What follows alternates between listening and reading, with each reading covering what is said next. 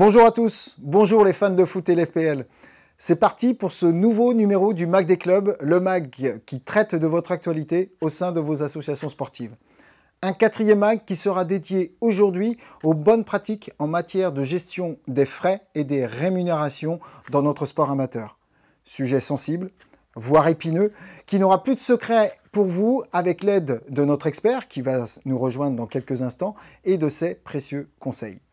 Alors avant de détailler les différentes approches, il nous semble important de préciser le contexte et de vous rappeler la définition du bénévole, du bénévolat qui s'affiche devant vous maintenant. Définition et statut de bénévole qui se distingue de celui de salarié qui lui se caractérise par ces trois critères cumulatifs. Trois critères que sont la prestation de travail, bien évidemment un lien de subordination et vous vous en doutez, la notion de rémunération. Ces trois critères cumulés débouchent automatiquement sur un contrat de travail. Alors, si le bénévole ne doit en aucun cas s'enrichir dans le cadre de son activité, il ne doit pas non plus s'appauvrir. Nous allons donc aborder les notions de remboursement de frais, d'indemnisation et, ce qui peut paraître paradoxal pour un bénévole, de rémunération dans certains cas. Pour nous aider à mieux comprendre, nous avions besoin de l'éclairage d'un spécialiste dans ce domaine. Il est membre honoraire de la Ligue de football des Pays de la Loire, intervenant auprès de la commission régionale de conseil au club et de celle de contrôle de gestion des clubs. J'ai le plaisir d'accueillir Monsieur Stéphane Mettet. Stéphane, bonjour. Bonjour. Merci beaucoup de vous être rendu disponible pour traiter avec nous de cette thématique un peu délicate qui concerne bon nombre de nos dirigeants de clubs. Alors, je vous propose de rentrer dans le vif du sujet et d'étudier avec vous les différents cas de figure qui peuvent se présenter à nos dirigeants. Et pour que l'on comprenne bien, nous allons donc illustrer par des cas les plus concrets possibles, à commencer par ce premier cas que je vous propose d'évoquer, celui des remboursements des frais engagés. Je me mets dans la posture d'un dirigeant, accompagnateur d'équipe. J'ai été effectuer l'ensemble des achats pour les collations d'après-match qui vont se dérouler ce week-end au sein de mon club. Qu'est-ce que je dois faire ensuite concernant les frais que j'ai engagés ? Alors, ce qui est important, c'est toujours de se forcer à avoir un formalisme très très rigoureux, c'est-à-dire de justifier la dépense et d'en justifier surtout le paiement. Souvent, la dépense, elle est justifiée, mais le paiement, on oublie de le justifier. Donc, éviter les paiements en espèces, justifier la dépense par une facture et justifier le paiement par un ticket carte bleue. D'accord. Aujourd'hui, c'est... On entend souvent parler la notion, comme on le voit à l'écran, de note de frais. Elle vient en complément du ticket de caisse. C'est un document qui se rajoute ou ça peut être le même document sur lequel Non, le ticket de caisse n'est pas suffisamment détaillé. Il y a vraiment une facture. Une facture avec le ticket carte bleue qu'on voit que la dépense elle a vraiment été engagée par le bénévole. Par le bénévole, très bien. Et l'idéal, c'est de la facture, on voit bien le détail de ce qui a été acheté. Autre cas de figure maintenant, là on se situe à un autre moment de la saison. Je suis toujours dirigeant accompagnateur d'équipe et il m'arrive de transporter tout au long de la saison les jeunes joueurs et joueuses jusqu'à leur lieu de rencontre. Il s'agit bien évidemment d'évoquer à ce moment-là les indemnités de frais kilométriques, les remboursements de frais kilométriques. Là aussi, quelles sont les règles en la matière? Est-ce que vous pouvez nous les rappeler s'il vous plaît? Alors, le formalisme est toujours aussi rigoureux pour le remboursement des frais kilométriques si vous voulez bénéficier de l'exonération des charges sociales. Donc pour cela, il faut justifier par une fiche mensuelle, pas une fiche tous les 6 mois. D'accord. On ne vous demande pas une fiche non plus tous les jours ou à chaque déplacement. Pas à chaque déplacement. Mais au moins une fiche mensuelle sur laquelle il y a le nom et prénom du bénévole, le véhicule utilisé, la puissance fiscale du véhicule, et après il faut détailler la date du déplacement, le lieu du déplacement et le motif du déplacement. Et ces remboursements vont s'effectuer sur quel type de base? Le remboursement s'effectue sur la base du barème fiscal kilométrique qui est utilisé pour les frais. Barème fiscal qui apparaît, et donc c'est selon la catégorie de la puissance fiscale du véhicule. Le barème fiscal, c'est sur la puissance fiscale du véhicule. C'est pour ça qu'il est important également de joindre une copie de la carte grise à cette fiche de frais. Alors, il la joint une fois, après elle est valable pour le dirigeant du club le récupère et la garde tout au long de la saison. Voilà. Alors, je vous propose justement, pour illustrer vos propos, on a récupéré auprès d'un club, de manière très, très concrète, hein, une fiche de frais qui apparaît là à l'écran. Je vous invite à la commenter. Alors, on retrouve ici les éléments que vous avez mentionnés, l'ensemble des trajets qui sont censés avoir été effectués, le barème fiscal qui apparaît juste en bas, et puis bien évidemment en intitulé la puissance fiscale du véhicule. On ne sait pas s'ils ont récupéré la carte grise, mais on peut l'imaginer qu'ils ont la copie. Le document est signé et surtout la précision qui m'a été apportée par le dirigeant du club, c'est que le montant qui apparaît en bas doit se rapprocher le plus possible d'un forfait mensuel qui a été négocié entre le bénévole et puis le dirigeant du club. Non, là, Quel commentaire? Là, c'est pas bon. On ne peut pas indemniser un bénévole sur des frais kilométriques sur un forfait mensuel. Ça veut dire que l'indemnisation ne peut être valable dès lors qu'elle est vraiment représentative des frais engagés. Donc c'est pour ça la fiche de frais, elle est bien faite, il y a tous les éléments. Il manque simplement, il y a l'objet et il manque simplement le lieu du déplacement. Voilà, mais sinon il suffit de mettre le lieu du déplacement, avec le nombre de kilomètres il y est, mais il faut absolument mettre le lieu du déplacement et l'objet du déplacement. Et on oublie, je pense qu'on aura l'occasion d'y revenir, cette notion de forfait qui n'a pas lieu d'être. Cette notion de forfait, elle est à bannir en cas de contrôle, dès lors qu'on verra qu'une somme elle est régulière tous les mois. Forcément que les investigations vont être poussées. D'accord. Donc le club a plutôt bien fait son travail, excepté cette dernière notion. En cas d'absence de justificatif, quels sont les risques par contre? Justifier pour bénéficier de l'exonération de charges sociales, il faut pouvoir justifier par tout moyen, avec des éléments fiables et probants, tels que ces fiches-là. À défaut de justificatif, le dispositif législatif nous impose de les soumettre à cotisation sociale. Sinon, absence de justificatif, l'indemnité qui sera virée, requalifiée en tant que salaire. Requalifiée en salaire. Donc il y a un enjeu qui est effectivement très très fort pour le coup. D'une façon globale, pour clore cette séquence, quels conseils pouvons-nous donner à nos dirigeants qui nous suivent concernant, alors on a bien entendu le formalisme rigoureux, est-ce qu'il y a des règles en interne à prévoir de façon à ce qu'elles puissent être connues de l'ensemble des bénévoles du club? Oui, parce que c'est vraiment des règles à fixer dès le départ, parce que c'est jamais facile d'imposer une rigueur administrative à des gens qui sont bénévoles, qui font ça pour leur plaisir, qui perdent du temps des fois. Bien sûr. Et donc c'est vraiment, pour vraiment le dire, c'est dès le départ qu'au moins que les gens, toute demande de remboursement de frais devrait être accompagnée de justificatifs. Et d'être intransigeant par rapport à ça. Et on oublie cette notion de forfait. Non, un remboursement de frais doit correspondre justement à des frais clairement réalisés et justifiés. Encore une fois, c'est le leitmotiv.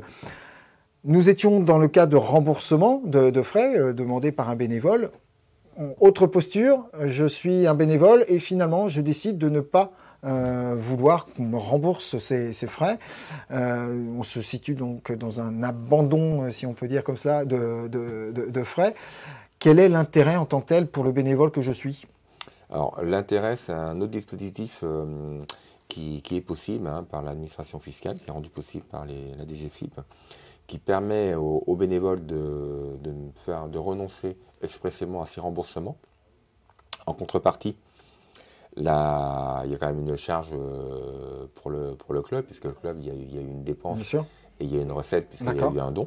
Donc en contrepartie, le club devra enregistrer ce don que le bénévole lui fait. Oui. En face, il devra enregistrer une dépense. D'accord. Et il devra également délivrer un imprimé CERFA qui permettra au bénévole de déduire de son impôt à payer la somme. Au même titre que n'importe quel don au titre de mécénat, comme on l'évoque souvent, c'est aussi un bon CERFA. Et en ce qui me concerne, moi qui suis bénévole, j'ai un avantage fiscal, c'est bien cela par rapport à cela? Oui, le bénévole, alors c'est un autre barème que le barème fiscal kilométrique réel, c'est un autre barème, c'est beaucoup moins élevé. Ouais. Mais on le voit, il va apparaître à l'écran justement. 0,30 du kilomètre, je crois. D'accord, quelque 0,30. chose comme ça, à peu près, 0,32, donc c'est nettement moins. Ouais, c'est nettement moins. Quelle que soit la puissance de mon véhicule, là, pour le coup. Voilà, ça D'accord. sera ce montant-là multiplié par le nombre de kilomètres, ça donnera une somme. Et de cette somme-là, le bénévole pourra déduire 66% de ses impôts. Voilà, donc chose importante, il n'y a pas de limite kilométrique par rapport à ce barème, au contraire du barème fiscal que l'on a vu tout à l'heure, et je peux déduire 66%. Voilà, donc sur une base de 100, j'ai 66 € de déduction d'impôt qui peut être effectuée. Donc là, c'est très clair. On revoit cette information hein, concernant les justificatifs qu'il faut pouvoir communiquer, que le club doit donner avec cette référence de bon Cerfa que vous pourrez aussi retrouver dans le guide du club. Alors, je vous propose maintenant d'aborder un tout autre sujet, sans doute un peu plus délicat, je disais en partie introductive, un peu plus épineux même. À certains niveaux de pratique, on le sait, des joueurs peuvent être rémunérés, peuvent être concernés par cela, et puis d'une façon un peu plus globale, des encadrants, hein, des techniciens qui encadrent des équipes perçoivent aussi certaines rémunérations alors qu'ils ne sont pas sous l'égide de contrats de travail. De quels éléments de rémunération parlons-nous lorsqu'on évoque cette thématique-là? On parle de salaire, on parle de quoi précisément? Dès lors qu'une indemnité elle est versée à une personne, après qu'elle a un contrat de travail ou pas, les organismes de sécurité sociale font partir du principe que dès lors qu'il y aura rémunération, il y aura travail et lien de subordination, ça sera des sommes qui seront soumises obligatoirement à cotisation sociale. C'est la règle importante. Dès qu'il y a une rémunération, contrat ou pas, c'est sujet à cotisation en lien avec l'URSSAF. Voilà, le contrat de travail, c'est une règle droit du travail. Hein. Il est obligatoire uniquement pour les CDD et les temps partiels. Mais le contrat de travail pour les CDI, il n'est pas obligatoire. Donc, ce n'est pas parce qu'il n'y a pas de contrat de travail écrit que les organismes de sécurité sociale ne vont pas requalifier les montants en salaire. D'accord. Pour autant, donc certains statuts de bénévoles, et là je parle de joueurs amateurs, perçoivent des rémunérations. On ne parle pas de joueurs professionnels, hein, ils sont bien sans contrat de travail, souvent avec des sommes modiques. Donc vous venez de le dire, ces sommes sont sujettes à cotisation. Il existe des dispositifs qui sont mis à disposition des associations, justement, pour essayer de limiter l'impact de ces cotisations. Oui, tout à fait. Il y a deux dispositifs. Hein. Il y a le dispositif de la franchise de cotisation. Ça concerne les primes de match. Hein. C'est un cadre très précis. On va rentrer dans le détail. Ouais. Voilà. Et il y a le dispositif après de l'assiette forfaitaire. Donc ces deux dispositifs existent, vous l'avez mentionné. On va s'intéresser à la première d'entre elles, si vous voulez bien, la notion de franchise de cotisation. À qui s'adresse-t-elle tout particulièrement? Uniquement les joueurs, d'autres personnes aussi? Oui, elle s'adresse aux joueurs, aux bénévoles. Par contre, les éducateurs en sont exclus. D'accord. Mais elle s'adresse aux joueurs et bénévoles. Et quand on parle de match, on parle de tous les matchs? Non, les matchs, simplement les matchs donnant lieu à compétition officielle.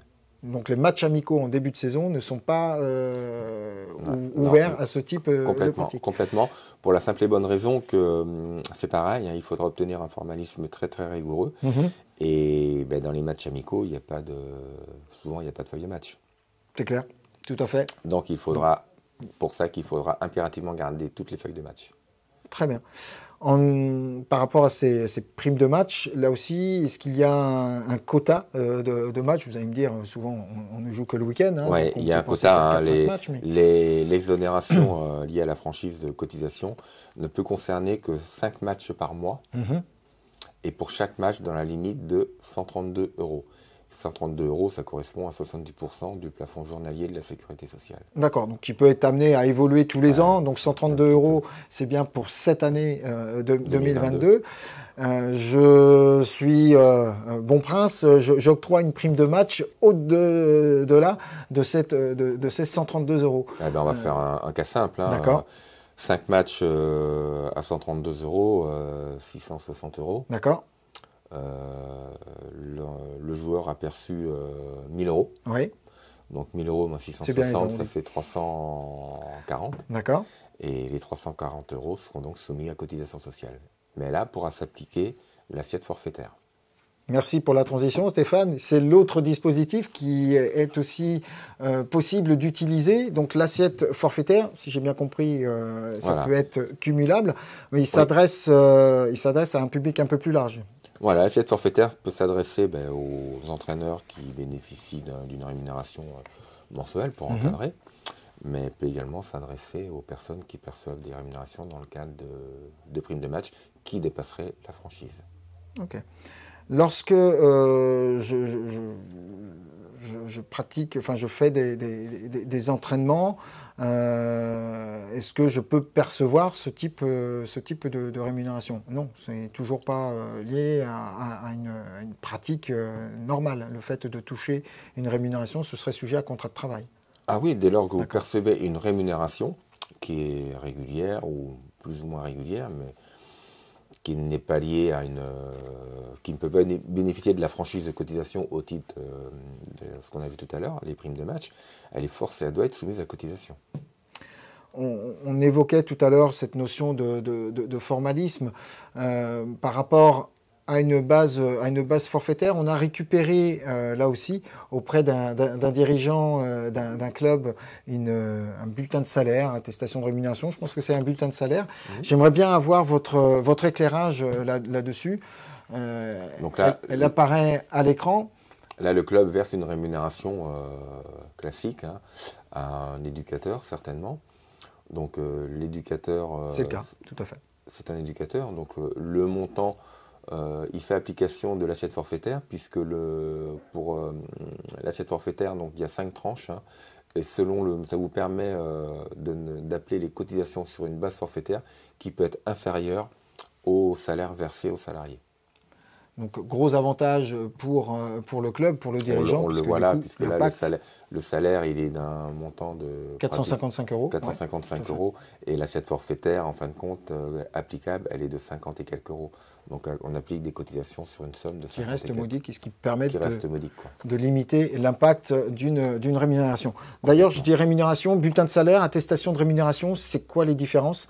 Est-ce que la terminologie est bonne là pour le coup? La différence, c'est que le bulletin de salaire, il est obligatoire. Dès lors qu'il y a une rémunération qui est soumise à cotisation sociale, c'est obligatoire. Par contre, si vous versez des primes de match à vos joueurs, il n'y a pas d'obligation de faire de déclaration à l'URSSAF. Vous devez simplement en faire si le montant il dépasse celui de la franchise. D'accord. Donc c'est à vous de faire le calcul. Mais il est clair qu'en cas de contrôle, on vous demandera une attestation de rémunération, que vous aurez préalablement remis à votre joueur, que vous aurez également dont vous aurez également gardé un exemplaire, sur cette attestation devra obligatoirement figurer le nom et le prénom du joueur, le montant de la prime perçue, la date à laquelle il l'a perçue et la date du match auquel il a participé. Et qu'on puisse le mettre en corrélation avec la feuille de match pour vérifier qu'il était bien présent ce jour-là. Cette précision est importante parce qu'on a souvent des questions qui portent sur ce fameux formalisme, mais j'ai absolument pas de salariés dans mon club. Est-ce que je dois à chaque fois créer un compte URSSAF, faire quelque chose? Là, vous nous confirmez. Si on est en deçà des cotisations des barèmes, notamment sur la franchise, il n'y a pas besoin non, vous n'avez pas de déclaration, de faire de déclaration. Complètement, ni de déclaration fiscale à faire. Par contre, dès que ça dépasse la franchise, vous devez obligatoirement faire une déclaration. Je passe par un cabinet comptable, qu'est-ce que vous nous conseillez là-dessus? Non, moi ce que je vous conseille, c'est le chèque emploi associatif qui marche très bien. L'outil de l'URSSAF pour le coup? Voilà, sur le site de l'URSSAF, c'est quelque chose de très simple à utiliser. Et ça vous évitera de payer un prestataire pour notamment faire les DSN. Bon, après, il y a d'autres structures qui existent. Oui, bien sûr. Associations qui... Mais quand on n'a pas de salariés, c'est peut-être le schéma idéal à effectuer. Merci pour ces précisions. Alors, en résumé, quels peuvent être, là aussi, pour clore cette séquence en lien avec les rémunérations, quels sont les conseils, les règles d'or que l'on pourrait préconiser? Il y en a certaines qui s'affichent à l'écran. Vous l'avez évoqué, notamment la réalisation des attestations. La règle d'or vraiment à appliquer sur tout ce qu'on a vu là, c'est que toute somme qui est donnée à un bénévole, un dirigeant, un éducateur, un joueur, doit être justifiée. Dès lors qu'elle ne sera pas justifiée, elle sera directement soumise à la cotisation sociale. Et là, ce sera plein tarif, si vous me pardonnez l'expression. Voilà, ça sera soumis à la cotisation sociale comme un bulletin de salaire classique. Très bien.